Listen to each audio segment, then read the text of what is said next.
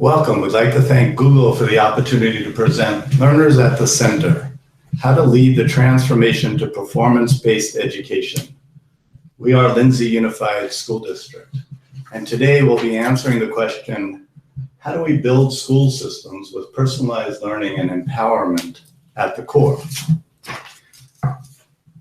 Welcome. We're excited for this opportunity to share this webinar with you.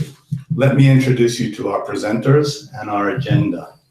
I'm Barry Sommer, Director of Advancement, and I'll serve as today's moderator. I'll briefly describe the Lindsay Unified School District. Tom Rooney is our superintendent, and he'll address the transformation of the district from a traditional time-based system to the Lindsay performance-based system. Next will be Cinnamon Schufli, one of our principals, who will discuss the essential components of our model. And finally, Nelly Lopez, one of our fine learning facilitators, will introduce key elements of the learner-centered system. We'll wrap up our time with questions and answers and respond to your comments and leave you with some resources.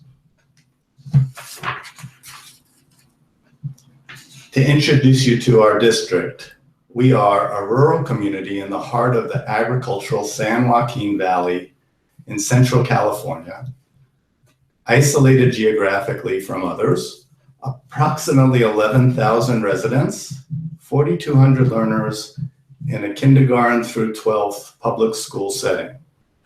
100% of our learners receive free and reduced lunch, 90% of them are Hispanic, and 50% are English learners.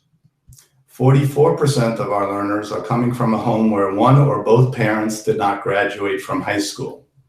The average community education level is 5th grade, and 15% of our learners meet state qualifications as homeless. During this first part of our presentation, I'll be sharing some key elements of our journey to transform learning in Lindsay. Let me start by painting a picture of the Lindsay Unified community prior to our transformation. You can see by the data that's present here that Lindsay has had a long history, literally decades, of failing our learners.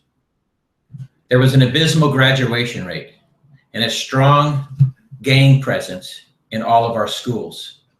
Very few learners went to college, and those who did were not ready.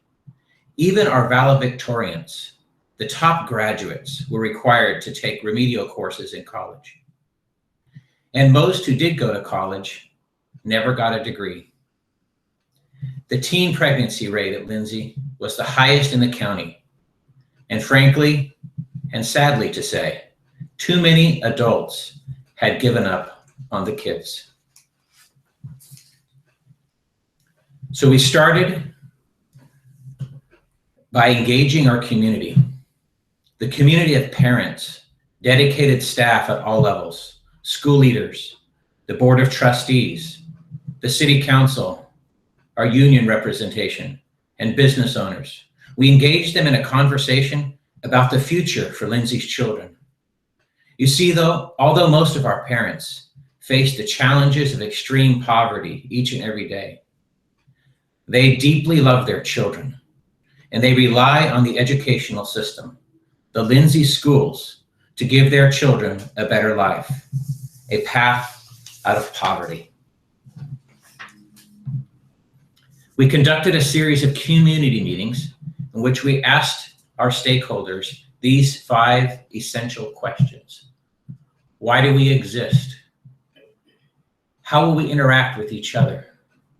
What are the principles that will drive our decisions? What is our ideal future? And what is the description of our graduate? The answers to these questions came to form our mission, our core values, our guiding principles, our vision for the future, and our lifelong learning standards. We discussed and debated and listened to one another for several months. And the answers to these questions ultimately formed a document referred to as the Lindsay Unified Strategic Design. This document established from the voice of the Lindsay community, led to the development of what is now known as Lindsay's performance-based system. A system founded on learner empowerment and a drive toward personal excellence that demands academic competence, that connects the learners to the world through technology, and establishes customized 21st century structures that ensure that learning is personalized for each and every Lindsay learner. This has been and continues to be a long and difficult journey to transform our schools, with many details, too many details to expand upon in this short 30-minute presentation. However, this powerful transformational journey has been documented in detail in the book entitled Beyond Reform: Systemic Shifts Towards Personalized Learning. This book is scheduled to be released by Marzano Research on January 6, 2017. You see, Lindsay has not reformed education. We have systematically dismantled the traditional educational structures, the traditional educational system that was designed over 100 years ago. And we've replaced it with a personalized learning system that ensures academic and personal excellence for every learner. And now, despite the challenges of dire poverty, low levels of parent education, and limited English proficiency, since 2010, the graduation rate at Lindsay High School has risen to 92%. The gang culture that was once prevalent prior to PBS is nearly non-existent. 42% of Lindsay's recent graduates have gone straight to a four-year university. And 57% of our first graduating class from the performance-based system are scheduled and on track to have a university degree in 4 years. Furthermore, the 2016 School Climate Index survey from the California Healthy Kids Survey ranks Lindsay High School at the 99th percentile, essentially establishing Lindsay High School as the safest, most learner-connected, drug-free, bully-free, violence-free high school campus in the state of California. That is transformation. Because now, the vision that the community dreamed up in 2007 is more of a reality than ever before. Because now, every day, Lindsay learners come to school and they are met at their developmental learning level. They are challenged, they are successful, and they leave school wanting to return tomorrow. This is what Lindsay's performance-based system has created for Lindsay's children. Empowered and competent learners ready for life. A model that could be of great value to any organization across the globe that is serious about the transformation of learning.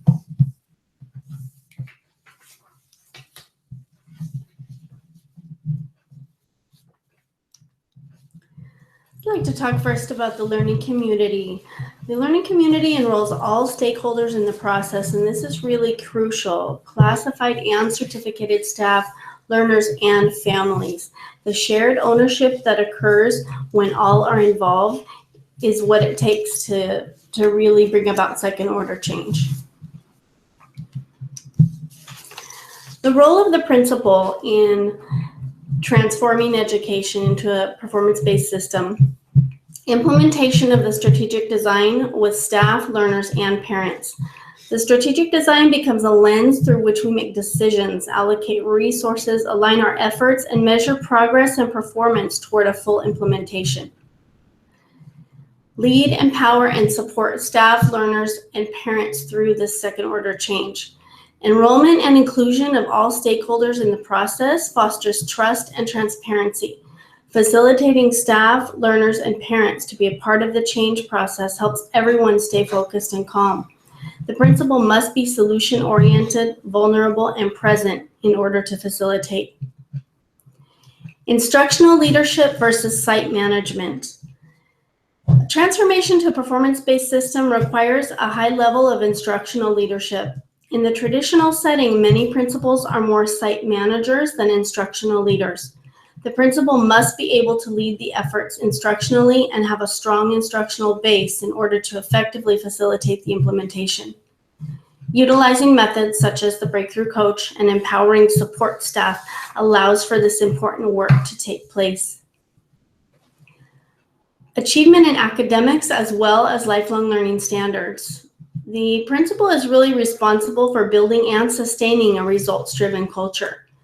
This includes academic achievement as well as proficiency in lifelong learning standards. One is not viewed as more important than the other, they are equal. Sustaining momentum in a performance-based system has three really key pieces: tracking of learning and advancement, structures, and data. The tracking of learning is one of the most important pieces in sustaining momentum. Learners must be involved in the tracking of their learning. Data walls, individual capacity matrices, as well as electronic tracking through a learner management system is used to know what is needed at any given level of mastery. The tracking and advancement of learning is reviewed frequently with leaders, learning facilitators, and learners. The structures in performance-based system also help to sustain momentum. 24/7 learning no longer inhibits the learner from only learning during class time. Learners are free to go ahead or take a little more time on their learning targets. Grading systems, another structure that previously held learners back. No more letter grades, averaging of grades, combining of behavior and academic grades makes it possible for learners to achieve mastery when they are ready. Curriculum, another structure, allows various ways that learners can demonstrate learning, flexible grouping and regrouping, and learning is no longer controlled or limited by the learning facilitator. Data is something that has been used for many years in terms of learner achievement, but in a performance-based system, data is used to group and regroup learners. Data chats occur at all levels: superintendent with principal, principal with learning facilitators, and maybe most importantly, learning facilitator with learners. When learners know where they are and what they need, they can achieve their learning goals. Data is used for learning facilitator evaluation as part of a value-added model, and data is transparent among all stakeholders, including staff, learners, and parents.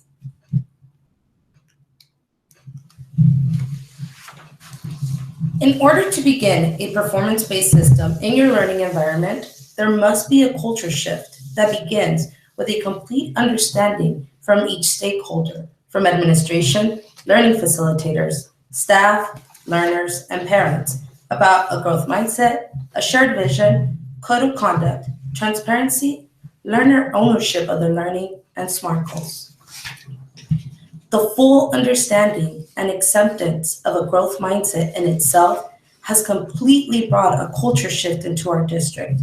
This provides the belief that people are not born smart. Instead, through deliberate practice, making mistakes and embracing them as a learning opportunity, we now understand how success is truly achieved.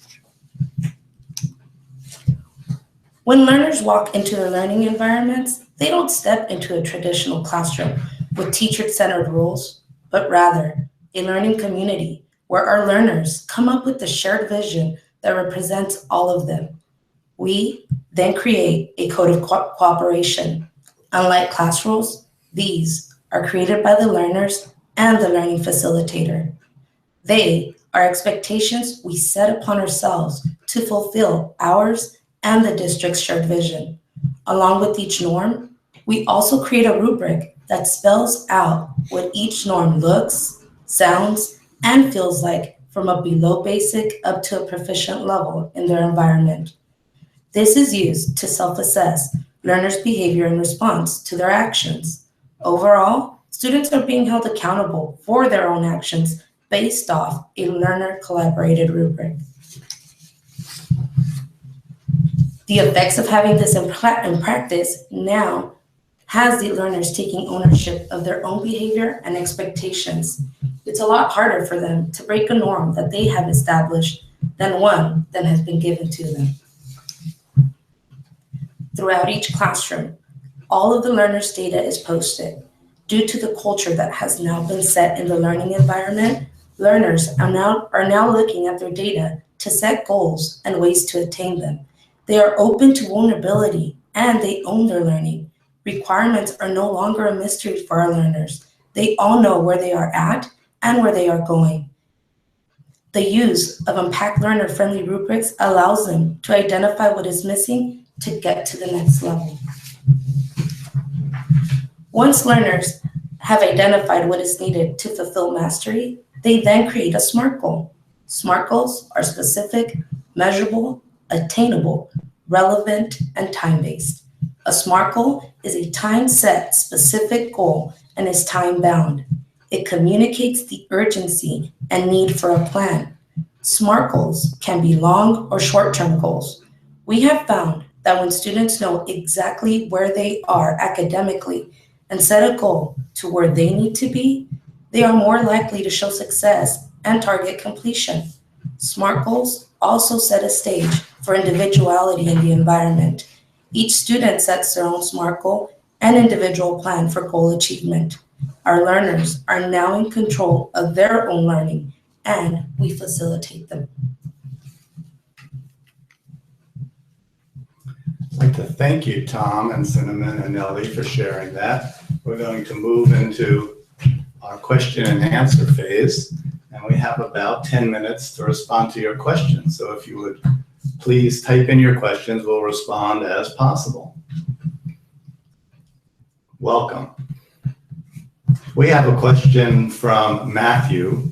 Can you tell us a little bit more about codes of cooperation and provide a copy of Code of Cooperation?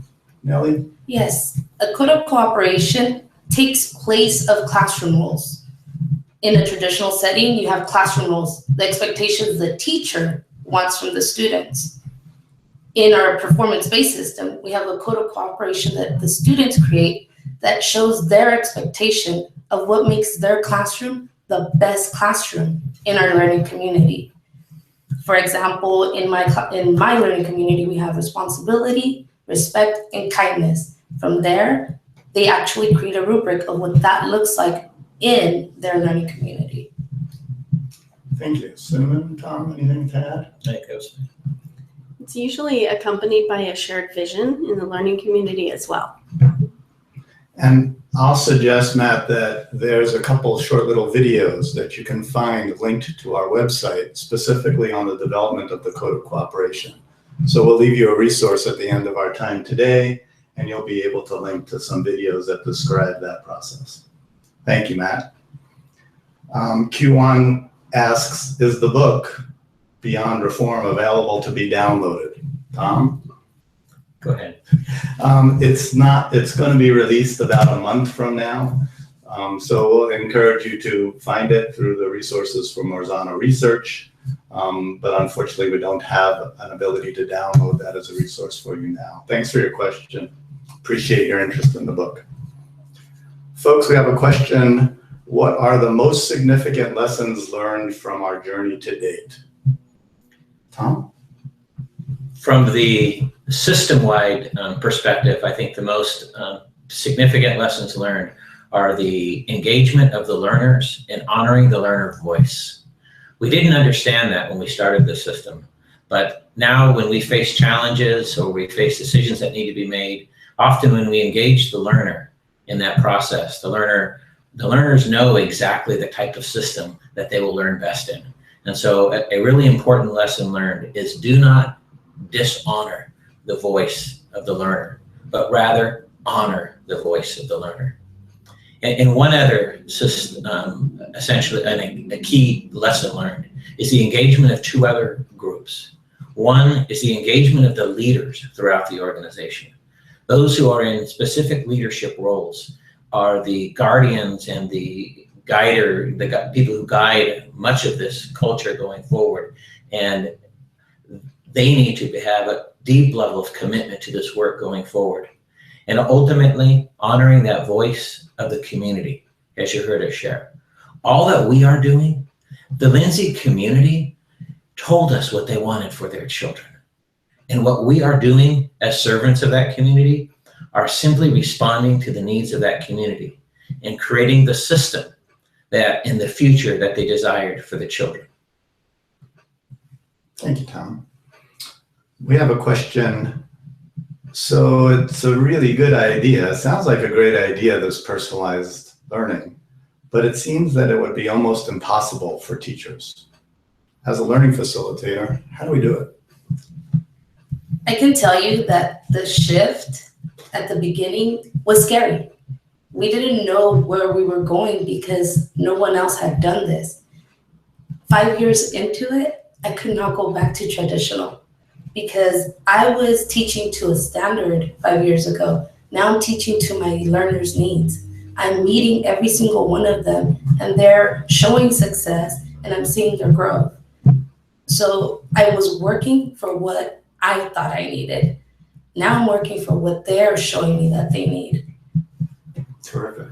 The intrinsic motivation goes up, and the willingness to work really, really hard and persevere goes up when you meet the learner where they are versus where you think they should be based on their age.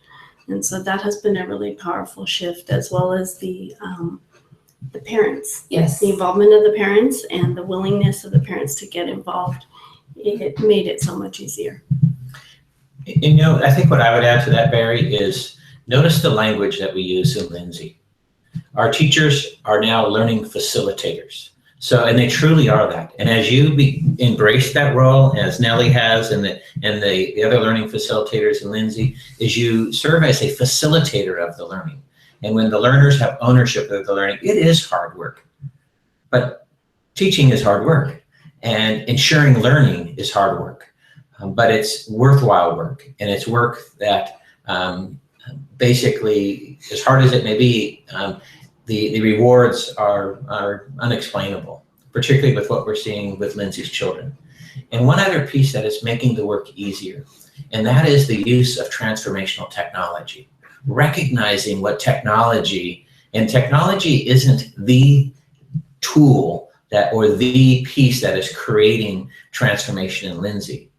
However, it is a critical component or is an essential tool for advancing that learner because it enables 24/7 access. It enables learners to go after learning, and some learning is best learned via technology. So using technology, truly embracing the role as a facilitator actually makes the job of teaching easier than it is in the traditional system.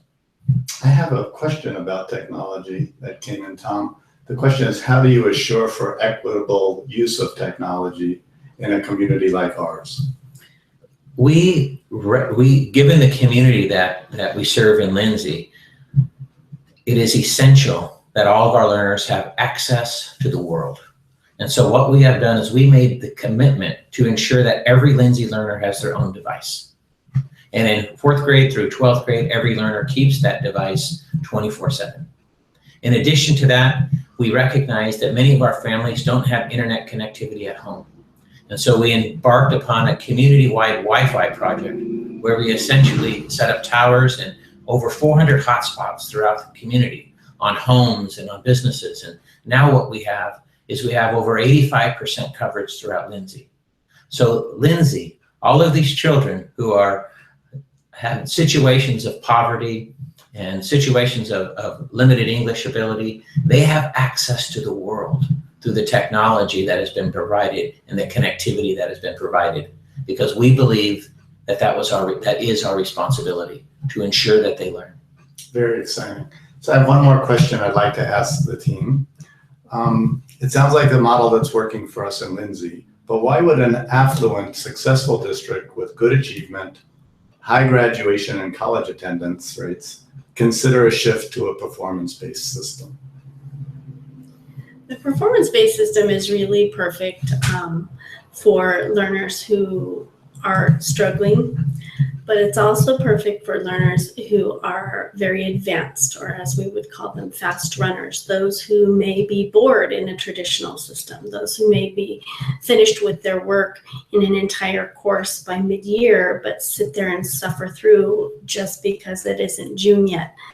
And so it's really something that can help any learner reach their fullest potential, whether they are 2 to 3 years behind or more on pace, or whether they are 2 to 3 years advanced. It's really something that can help everyone reach their fullest potential. And wouldn't we all want that for our children? The answer is yes. Great, thank you, Cinnamon. And we just got a final question from Joseph, who asks, what are your expected accomplishments 5 years from now, 10 years from now? So looking out into the future, what are we hopeful about? Let's first hear from Tom. Our first and primary responsibility is to the children of Lindsay and their advancement. But we also know that 5 years from now, 10 years from now, that the lessons that we've learned and the work that we've done could perhaps be of value to organizations beyond the walls of Lindsay who are truly interested in transforming learning. So we believe that in the future, every Lindsay learner will reach their fullest academic and personal potential. And that the work that has been done with the parents, the learners, the learning facilitators, the leadership in Lindsay will have a true impact on places throughout the globe. Thank you so much for your answers. Thank you so much for your questions.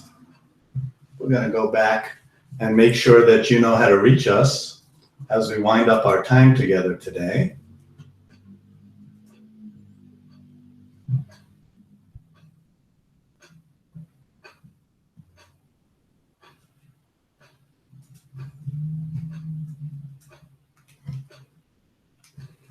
So we are available by email, and here are our email addresses, by Twitter. And I'll once again encourage you to use our website at www.lindsay.k12.ca.us. You'll find many links to about 30 YouTube videos and infographics and other relevant information that may support your movement and transformation toward a performance-based system. And we'll also be reminding you that beyond reform, systemic shifts toward personalized learning will be released next month from Marzano Research. It's been a pleasure to have this time with you. We thank you and wish you the best as you move your districts forward. Thank you.